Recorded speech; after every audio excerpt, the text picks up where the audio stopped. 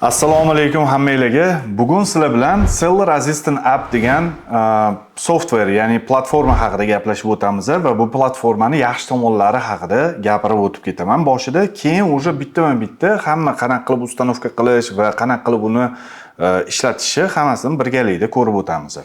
Xo'p, Seller Assistant App'i katta yutug'i nimada? Katta yutug'i bu har bitta kartochka tovaringlarda, o'sha Amazondagi turgan kartochka tovaringlarda, ya'ni listingda bor informatsiya, ya'ni sizlarga kerakli bo'lgan informatsiyani hammasini bitta kartochkaning o'zida chiqarib beradi. Undan tashqari bu web расширение, ya'ni bu o'sha Chrome'da, o'sha tepada o'tgan darslarimizda o'tganimizdek xuddi plugindagi Chrome extension bo'lib chiqib turadi va sizlarga juda ham osonlik yaratib beradi. Undan tashqari bu sizlarni Google dokumentlaringlar bilan birga sinxronizatsion, ya'ni markazlashgan holda birgalikda ishlab va sizlarga kerakli informatsiyalarni, o'sha imенно sizlarga yoqqan tovar, sizlarga to'g'ri kelayotgan tovaringlarni hammasini informatsiyasini ko'chirib beradi. Va eng главный narsasi bu yerda kalkulyator, ya'ni o'sha kartochka, o'sha listingga o'zida joyida, misol uchun примерно sizlar nech puldan sotayotganinglarni urib o'sha kalkulyatorga va sizlarga qanchalik bu выгодно yoki выгодно emasligini qarab bilib olsanglar bo'ladi. Endi sizlar bilan birgalikda hozir shu именно Seller Assistant appda registratsiya qilamiz va uni birgalikda bizani Amazonga ulaymiz va qolgan platformalarimizga ulaymiz. Xo'p, boshlaydigan bo'lsak, ko'rayotganinglardek, mana Seller Assistant app anaqasi main page va shu yerda bizani katta yana bitta yutuqlarimizdan biri bu taken period beradi. O'sha periodida ishlatsak bo'ladi va o'zimizga kerakli informatsiya olsak bo'ladi. Boshlaymiz Seller Assistant appni. Endi biz nima qilamiz? Biz xohlasak shu ism, email yoki passwordlarni kirgizib va sign up knopkasini bosib va u yoqdan misol uchun bizning pochtamizga keladigan qanaqadir confirmationdan подтвердить qilib o'zimizning adresimizni biz registratsiyadan o'tsak bo'ladi. Yoki oson yo'li bitta shu knopkani o'zini bosib va o'zimizning adresimizni belgilab, uni ichidagi informatsiyalarga ruxsat berib, shu akkauntga avtomatik tarzda registratsiyadan o'tib ketsak bo'ladi. Ko'rayotganinglardek. Xo'p, endi bu yerda bir ikkita savollari bo'ladi. Ko'rayotganinglardek. Savollarida siz kimsiz? Bu yerda sotuvchimisiz, virtualniy assistentmisiz yoki qanaqadir agentvomisiz? Siz o'zingizni men sotuvchiman deb ko'rsatib o'tib ketishingiz kerak bo'ladi, ya'ni seller knopkasini tanlab. Ikkinchisi, qaysi yo'nalishda, qaysi savdo modeli bilan shug'ullanasiz deb yozib qo'yganda siz dropshippingni tanlaysiz va dropshipping yo'nalishida sotayotganingiz haqida informatsiya yetib ketasiz. Uchinchi etapida qanchalik sizni tajribangiz bor. Tajriba deganda misol uchun shu Amazon bilan birga bog'liq. Конечно, siz birinchi bo'lib mana shu endi boshlayapman deb ko'rsatib ketasiz. Va qattan biz haqimizda eshitdingiz deganda, xohlasangiz bu yerda Google, xohlasangiz kurs yoki boshqa informatsiya yozib qo'ysangiz bo'ladi, o'zingizga bog'liq. Registratsiya qilamiz. Ko'rayotganinglardek, bizda bu yerda hozir main page, ya'ni Amazon Assistant app'i main page ochildi va shu main page'da bizga qiladigan ishlarimiz bor. Birinchi qiladigan ishimiz bu Google Chrome extensionni ustanovka qilishimiz kerak. Ya'ni o'tgan darslarimizda eslasanglar, install knopkasini bosamiz.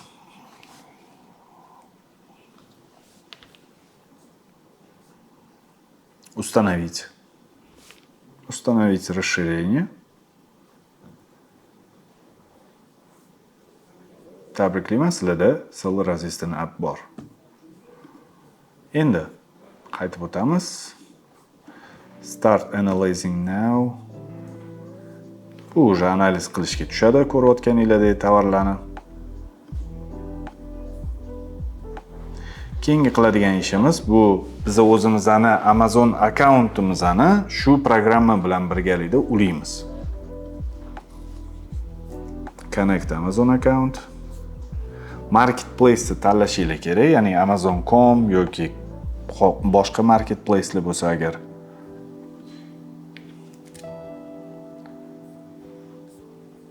Va biza ruxsat berishimiz kerak. Shu platformaga sizni daniylaringlarni olishi uchun. Zo'r, biz uladik.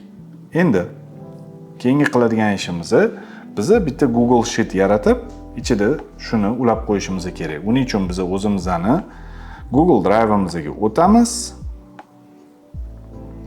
va ayni shu platforma uchun kerak bo'lgan Google Sheet'imizni yaratamiz.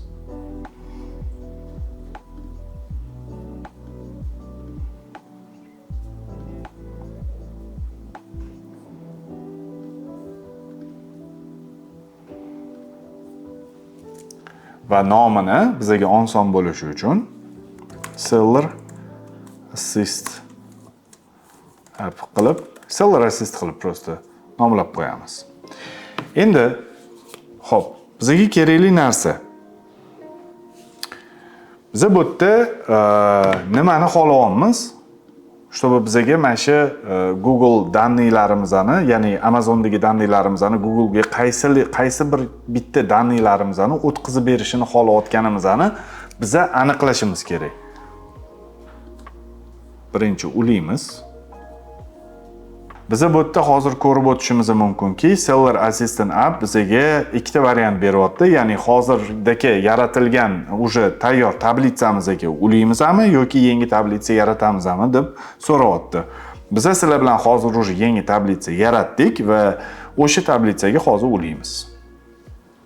Yana bir marta ruxsat beramiz. Продолжить knopkasini bosamiz. Продолжить.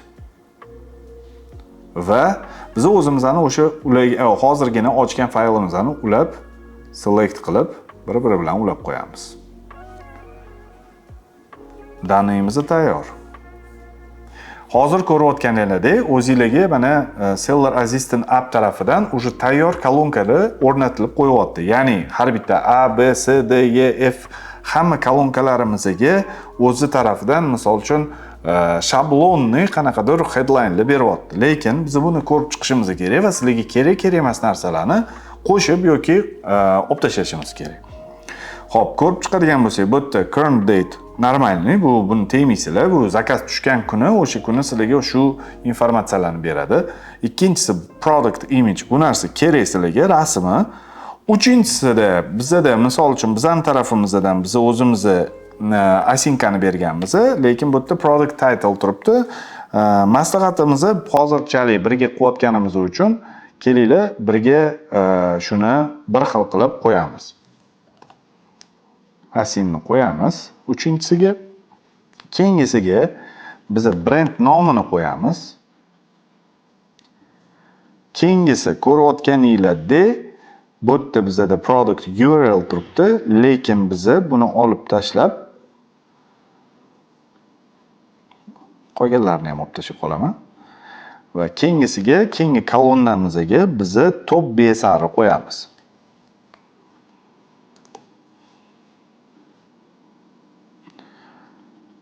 Undan keyingisiga уже mana product URL qo'ysak bo'ladi. Xo'p, ko'rayotganinglardek biz product URL qo'ydik. Endi biz source link qo'yishimiz kerak. Undan keyingisiga price, ya'ni narxini. Xo'p, price'dan keyin bo'lsa cost of goods sold, ya'ni cost of goods. Keyingi headline'imizga biz profitimizni qo'yamiz. Ko'proq FBM ga tegishli bo'lgan profitni qo'yamiz. Bizga ROI kerak. Ya'ni konkretni mana shu FBM mi ROI'si. Keyingisi bizda kategoriyamiz. Sales rankimizning kategoriyasi va qanaqa node. Xo'p, hammasini qilib bo'lganimizdan keyin bizda уже tayyor bitta Google tablitsaga sinxronizatsiya bo'ladigan headline'larimiz tayyor va buni field titles qilib bosib yuboramiz va shunda sinxronizatsiya bo'lib ketadi bir-biri bilan.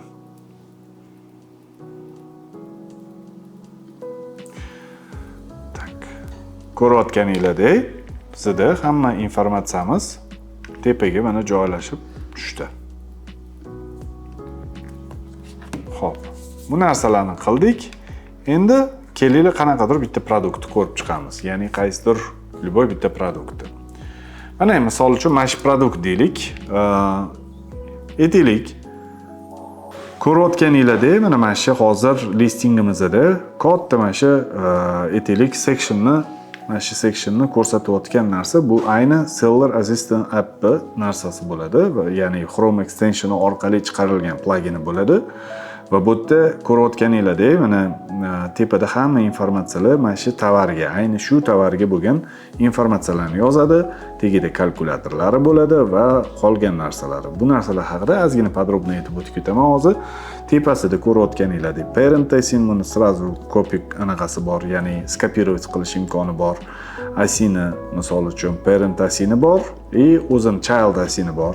Ko'rayotganinglarda besari droplari yoki qaysi kategoriyada hozir qaysi foizdaligi va oyiga necha marta sotilgani, nechta dona sotilgani, qaysi skladlarda ishlatilayotgani va qolgan informatsiyasi hammasi yozilib, mana shu imenna kartochkada ko'rsatiladi. Endi sizlar bu yerda misol uchun nima qilishingiz mumkin? Aytaylik, sizlar mana shu FBM orqali sotyapsizlar. Sotayotganinglar $25 sotasizlar. Va sizlarga mana COG, ya'ni cost of goods. Bu yerda себестоимость aytaylik $10 tushyapti. $10 tushganda ko'rasizlar mana FBMda $11 qancha ROI'si, qancha marjinalnisi hamma narsasini ko'rsatib yozib qo'ygan. Sizlar bu yerda aytaylik mana tagiga сразу же o'sha misol uchun поставщикlarni informatsiyasini yozasizlar. Men просто hozir qo'limda yo'qligi uchun men sizlarga просто mana shu ko'rinishda yozib beryapman. Aytaylik test.com deylik. Ko'rayotganinglardek shu hamma informatsiya va mana bu yerda sayt, ya'ni o'sha imенно поставщикlarning joyini, saytini yozib, qanaqadir note kirgizib, ya'ni zametka kirgizib, save knopkasini bosamiz va undan keyin ko'rayotganinglardek mana o'zingizlarning o'sha tablitsalarga kirasizlar va sizlarda tablitsada hamma informatsiya tayyor turadi. Yani asosiysi uni razрешить достуp qilib olamiz. Va ko'rayotganinglardek rasm ham bor. Qachonligi ham bor. Asini ham bor, brendi ham bor. BSRda qaysi foizda turgani. Imenna ayni qaysi kartochkaligi. Qayerdan olayotganinglar va nech puldan sotmoqchiliginglar va nech puldan tushayotgani va sizlarga bo'layotgan, ya'ni profiti, foydanglar, return of investment и kategoriyalar qanaqadir notlar. Ya'ni bu yerda sizlarga уже sizlarning o'zingizlarning personalniy jurnalinglar keyinchalik bu yerga yig'ib shu informatsiyadan foydalangan holda sizlar tovaringlarni topib Amazonga kirgizib sotishni boshlaysizlar. Hozirchalik shu. Bugungi darsimizda sizlar bilan Seller Assistant appni qanaqa qilib yuklab olish, ustanovka qilish va qanaqa qilib ichidagi informatsiyasini to'lg'izish va qanaqa qilib ishlatish haqida ozgina ma'lumot aytib o'tdik. Keyingi darslarimizda ko'rishguncha rahmat.